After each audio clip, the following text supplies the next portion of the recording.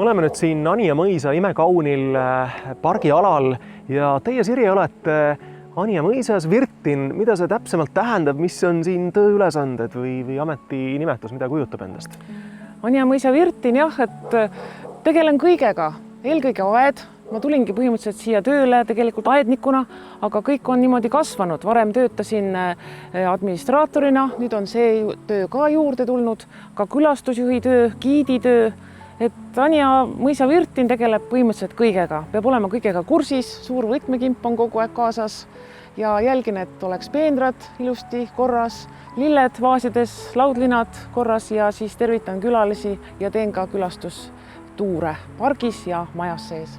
Järelikult olete õige inimene, kelle käest ka uurida nüüd täpsemalt selle pargi kohta, et ma tean, et siist vasakult kätt on meist praegu Prantsuse osa ja siin üleval pool, teisel pool seda piiri Inglise osa. Et mis eristab neid parke just, et see Inglise stiil ja Prantsuse stiil?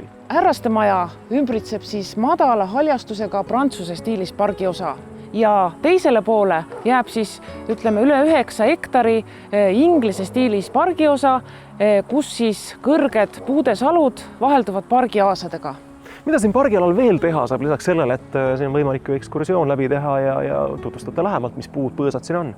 Teisel pool maja algab siis selline õpperada, meelte ja kogemuste tee, mis kulgeb siis looglevatel radadel puude ja põõsaste all ja on 2 kilomeetri pikkune ja siin me siis korraldame selliseid õpperetki lastele, täiskasvanutele, kõigile, kus me siis avastame loodust, katsume puidpõõsaid, katsume nende puutüvesid, puulehti, vaatame, kuidas kasvab, kui kaua ta umbes on kasvanud.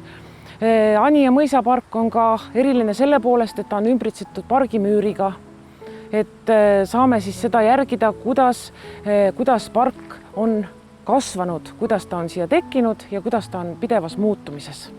Anija mõisaparki rajatud meelte ja kogemuste tee on siis mõeldud just külastamiseks erinevatele sihtgruppidele, lastest pensionäridele välja, kellele siis väga on meeldinud siin käia ringi. Siin me saame siis kogeda looduse erinevaid tahke, saame pidada pikniku, rääkida loodusest ja muidugi mõisaajast, mis vanasti mõisaajal tehti, mida toimetati, mis tööd olid mõisas. Et just need külastusprogrammid on olulised rikastamaks siis inimeste igapäevaelu, et tullagi linnast maale ja näha, kuidas toimetati vanasti mõisas ja mis tehakse siin praegu. Lisaks on ka Anija mõisapargi õpperajal sellised vahvad pesad, mis on sellised istumise ja mõtlemise jalapuhkamise kohad. Kui me räägime siin lindudest, linnupesadest, siis saab ka inimene tulla ja tunda ennast siin, mis tunne on olla pesas. Seega, kui te tahate imelusat loodust ja mõnusat loodusromantikat, siis tere tulemast Anija mõisaparki. Aitäh teile, Sirje! Tere tulemast Anijale!